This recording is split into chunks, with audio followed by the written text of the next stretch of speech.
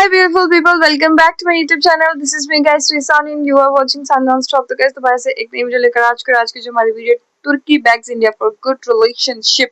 अच्छा, आपको पता है कि जो है वो तुर्की और इंडिया के ताल्लुकात जो है वो खराब होना स्टार्ट हो गए थे। तो वो खराब कैसे हुए कि जब ऑपरेशन सिंदूर था तो तुर्की ने जो है वो इंडिया को छोड़ के पाकिस्तान का साथ दिया, जिसकी वजह से तब से जो है वो इंडिया और तुर्की के अंदर जो है वो कॉन्फ्लिक्ट जारी है। ठीक है, तो बड़े बस लाइक सब्सक्राइब एंड शेयर कर दीजिएगा। अगर ऑलरेडी आप लोगों ने सब्सक्राइब किया हुआ है तो थैंक यू गाइस, तो जरूर लाइक दीजिएगा वीडियो को। तो अब जो है ना वीडियो हम लोग स्टार्ट करते हैं। और हाँ, ब्रह्मोस का अब जो है वो ग्लोबली बहुत ज्यादा जो है ना चर्चा चल रही, बात चल रही है ब्रह्मोस की और S-400 इंडिया का जो है। तो अब देखते हैं कि ये भी सारी चीजें इसके अंदर जो है ना इस वीडियो की कवर होने वाली। तो ये पूरी वीडियो जो है फुल ऑफ इंफॉर्मेशन है, तो आप लोगों ने स्किप नहीं करना। तो let's start the video guys. दोस्तों, ब्रह्मोस का डर तुर्की को ऐसा सता रहा है कि Turkish foreign minister on record आके कह रहे हैं कि आखिरकार हमने ऐसा क्या किया है। हमारा भारत के साथ ना कोई बॉर्डर है, ना भारत के साथ हमारा कोई हिस्टोरिकल एनिमोसिटी है, यानी कि कोई दुश्मनी पुरानी है। हम तो अच्छा रिश्ता चाहते हैं, क्यों आप हमें इस प्रकार से हमारे खिलाफ एक्शन ले रहे हैं। क्या एक्शन ले रहे हैं नहीं बता रहे हैं, लेकिन एक्शन ले रहे हैं। दोस्तों, यहाँ पे वो कह रहे हैं अगर पाकिस्तान के साथ हमारा रिश्ता अच्छा है, इस वजह से आप हमें हमारे खिलाफ एक्शन ले रहे हैं, तो ऐसे तो कई देश हैं, हमें क्यों अलग से आप ऐसे कॉर्नर कर रहे हैं। हम तो आपसे अच्छा रिश्ता चाहते हैं। दोस्तों, अचानक से तुर्की के सुर बदल गए हैं। चाइना ने भी तो हमारा साथ दिया था। ये ब्रह्मोस का डर है जो तुर्की को सता रहा है। आप देख सकते हैं तुर्की फॉरेन मिनिस्टर, जिनको आप तस्वीर में यहाँ पे देख रहे हैं, वो कह रहे हैं कि हम तो भारत के साथ एक्सीलेंट रिश्ता चाहते हैं, हमारा कोई बॉर्डर नहीं है भारत के साथ, कोई बैड हिस्ट्री नहीं है। हम हाँ मानते हैं हमारा गुड ब्रदरली टाइज है पाकिस्तान के साथ, लेकिन ऐसे तो कई देश हैं। हम भारत को अर्ज करते हैं कि इस को अलग पर्सपेक्टिव से आप ना देखें पाकिस्तान के साथ रिश्ते को, हम आपके साथ अच्छा रिश्ता चाहते हैं। दोस्तों, अचानक से तुर्की के सुर क्यों बदले हैं? दरअसल दोस्तों, अब तक हमारा जो भारत को देखने का इन सभी देशों का जो रवैया था वो था कि भारत तो अहिंसा का देश है, भारत कोई भी ऐसा एक्शन नहीं लेता है जिससे सामने वाले के लिए कोई प्रॉब्लम होती है। लेकिन भारत एक बात समझ गया है, लातों के भूत बातों से नहीं मानते हैं, तो उनके लिए वही रवैया अपनाना पड़ता है। और इसके साथ आपको मैंने डिटेल में बताया है, तुर्की को बड़ी परेशानी हो रही है क्योंकि साइप्रस और ग्रीस को भारत ब्रह्मोस मिसाइल्स देने का सोच रहा है, या फिर कई रिपोर्ट्स अगर तुर्किश मीडिया की माने तो साइप्रस पहुंचने ही वाला है और वहां से वो ग्रीस भी जाने वाला है। और वहीं तुर्की यहां पे ब्लू होमलैंड डॉक्ट्रिन को कोडिफाई करके लॉ बनाने वाला है इसी महीने, जिसके अंतर्गत वो ग्रीस का एक्सक्लूसिव इकोनॉमिक जोन खाने वाला है, साइप्रस का ईजेड खाने वाला है। और इसके साथ कोई बड़ी बात नहीं है कि वहां पे कोई काइनेटिक एक्शन हो, तो इसमें ब्रह्मोस बड़ा खतरनाक तुर्की के लिए होने वाला है। तो यहाँ जो तुर्की कर रहा है दोस्तों, वो क्लियरली एक डिसेप्शन है जो वो फॉलो कर रहा है। यहाँ पे दोस्तों अगर आप देखें तो भारत का रवैया बदल रहा है, जिसमें अगर आप देखें तो ऑफेंसिव डिफेंस जो डॉक्ट्रिन है वो जोर शोर से पालन किया जा रहा है, जिसके साथ पाकिस्तान जब आतंकी हमले को अंजाम देगा तो पाकिस्तान के खिलाफ एक्शन होगा। टेररिस्ट और उसके बैकर्स में कोई भेद नहीं किया जाएगा। वैसे ही पाकिस्तान जो कि एक टेरर स्टेट है, उस पाकिस्तान और पाकिस्तान के टेरर बैकर्स जो हमने देखा ऑपरेशन सिंदूर में, अगर आप देखें तो चाइना था, तुर्की था, अजरबैजान था, तीनों को भारत घेर रहा है। भारत का रवैया बदल गया है।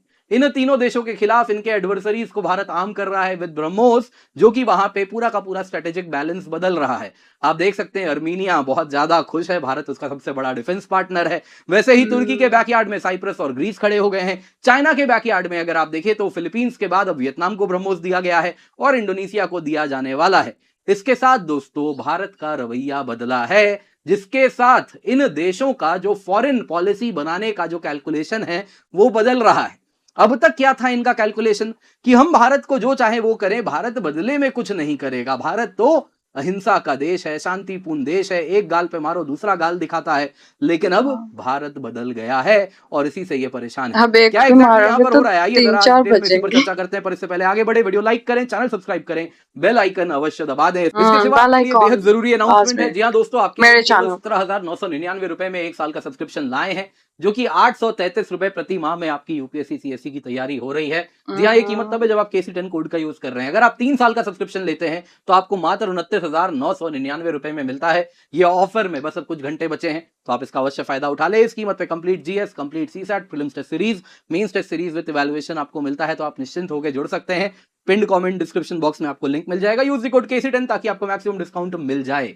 तो यहाँ पे दोस्तों सबसे पहले जरा देखते हैं तुर्की कैसे बैकफुट में आ गया है। जिनको आप तस्वीर में देख रहे हैं ये तुर्की के फॉरेन मिनिस्टर हैं हकान फिदान। इन्होंने एक आउटरीच किया भारत को, प्रोटेक्टर एक वेब सीरीज के नाम, सिंगापुर में international institute for strategic studies में ये एक एड्रेस कर रहे थे, एक स्पीच दे रहे थे, जिसमें इन्होंने कहा तुर्की चाहता है कि बड़ा ही एक्सेलेंट रिलेशन हो भारत के साथ, हमारा कोई शेयर्ड बॉर्डर नहीं है, कोई हिस्ट्री ऑफ कॉन्फ्लिक्ट नहीं है, हाँ पाकिस्तान के साथ ब्रदरली टाइज है, लेकिन इसको भारत के खिलाफ ना देखा जाए, भारत के खिलाफ कुछ भी नहीं है। ये मैसेज आया दोस्तों तब जब तुर्किश अलार्म साउंड हो रहा है, क्योंकि साइप्रस एंड पोटेंशियली ग्रीस उनको ब्रह्मोस दिया जा रहा है, इंडियन लॉइटरिंग म्यूनिशंस, केमिकाजे ड्रोन्स वगैरह, नागास्त्र, स्काई स्नाइपर जैसे दिए जा रहे हैं, जिससे वो बड़े परेशान है। क्लियरली तुर्की घिर रहा है इंडिया, इजराइल, ग्रीस, एक देखे तो ग्रुपिंग के द्वारा। तुर्की दोस्तों एग्जैक्टली क्या लीड किया जरा देखते हैं। उनका जो एज इट इज शब्द है मैं वही लिख रहा हूं यहां पे। अगर भारत को इस बात की नाराजगी है कि किसी देश का पाकिस्तान से अच्छा रिश्ता है, तो ऐसे तो कई देश हैं, हमारा कोई प्रॉब्लम नहीं है भारत के साथ, हम ये क्लियर करना चाहते हैं। अगर भारत कोई एक्शन ले रहा है जिसके वजह से वो इसलिए क्योंकि नाराजगी है तुर्की के खिलाफ, तो हम बता देते हैं कि देखिए हम नहीं जानते वो क्या कारण है, बस हमारा एक ही है कि पाकिस्तान के साथ ब्रदरली टाइज है, इसके सिवा भारत के साथ कोई भी कारण नहीं है कि नाराजगी हो। मैं वापस एक बार बताना चाहता हूं यही कि तुर्की का स्टैंड क्या है। देखिए हमारा कोई प्रॉब्लम नहीं है बाइलैटरल लेवल पे भारत के साथ, हम भारत को कहते हैं कि इसको अलग पर्सपेक्टिव से ना देखें, हम चाहते हैं भारत के साथ अच्छे रिश्ते हों, बस भारत इसके तरफ आगे बढ़े, और यही उन्होंने कहा दोनों देशों के बीच में करना भी चाहिए। दोस्तों अचानक से तुर्की के सुर कैसे बदले हैं? क्या तुर्की जो कर रहा है उसके पीछे कोई कारण है? बिल्कुल कारण है। जैसा मैंने बोला ये लातों के भूत हैं, बातों से नहीं मानते हैं, इनको एग्जैक्टली वही ट्रीटमेंट दिया जा रहा है जिसकी इनको आवश्यकता है। साइप्रस दोस्तों कंफर्म्ड है ब्रह्मोस एंड ड्रोन्स के साथ डील आगे बढ़ने वाला है भारत के साथ।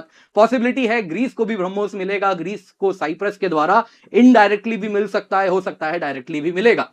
दोस्तों ये ब्रह्मोस जैसे ही एक बार ईस्टर्न मेडिटेरेनियन में तैनात हो जाता है, ग्रीस के यहां पे अगर आप देखें तो सैकड़ों आइलैंड हैं छोटे छोटे, वैसे ही यहां पे आप देखें तो साइप्रस है, और यहां पे एक बार यदि कोस्टल ब्रह्मोस बैटरी डिप्लॉय होती है तो ये बड़ा खतरनाक anti access area denial bubble इस पूरे एजियन सी में, ईस्टर्न मेडिटेरेनियन में बनेगा। एग्जैक्टली वही लोकेशन है जहां पे अगर आप देखें तो तुर्की आंख गड़ाए हुए है। यहां पे अपने ब्लू होमलैंड डॉक्ट्रिन, मावी वतन जिसको वो बुलाते हैं, उसके अंतर्गत इस इलाके में वो अपना EEZ क्लेम कर रहा है, यानी कि यहां पे दोस्तों ग्रीस के आइलैंड से लेकिन इसके पीछे तक तुर्की कह रहा है उसका EEZ है, साइप्रस का EEZ खा रहा है। तो इसके साथ अगर आप देखें तो एक चीज आपको बड़ी ही क्लियरली दिखेगी यहां पे कि एक लॉ आने वाला है, जिसके द्वारा इसी महीने कहा जा रहा है वो लॉ आएगा, जिसके द्वारा तुर्की ये कोडिफाई कर देगा कि ये पूरा का पूरा EEZ उसका हो जाएगा, जिससे आने वाले दिनों में यहां पे कहीं ना कहीं गहमा गहमी बढ़ने वाली है। कहा जा रहा है काइनेटिक एक्शन भी देखने मिल जाए, तो उसकी तैयारी ऑलरेडी ग्रीस साइप्रस कर रहे हैं, और उसमें अगर ब्रह्मोस आ जाएगा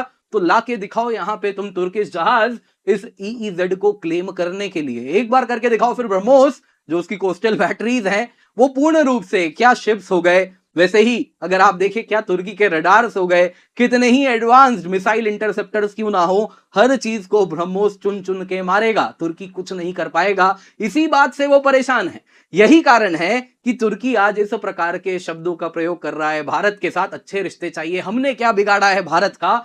यहां पे आपको बता देते हैं तुर्की जो कर रहा है इस वक्त वो और कुछ नहीं है, डिसेप्शन है।